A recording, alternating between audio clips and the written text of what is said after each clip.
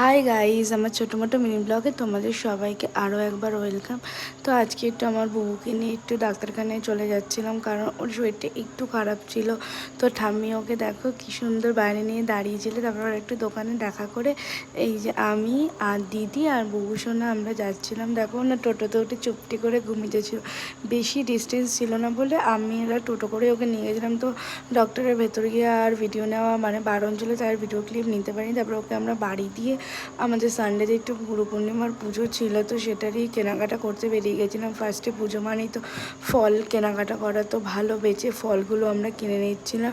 আর জানি না দোকানদার কাকু কী বলে যাচ্ছিলাম, আমি বললাম যাতে আমগুলো না মিষ্টি হয়, আমি সেগুলো বলছিলাম বারবার করে। তারপরে ফল কেনার পর এখান থেকে যেহেতু নারায়ণ পুজো গুড় আটা এইসব কিছু কিনে নিয়ে তারপর কি ঠাকুরমশাইকে দেওয়ার জন্য বাজার কিনে নিয়ে শপিং করে আমরা তারপরে তাড়াতাড়ি করে বাড়ি চলে গেলাম। তারপরে কখন কি পুজো হলে দেখার জন্য নেক্সট মিনি ব্লগটা দেখতে হবে। সাবস্ক্রাইব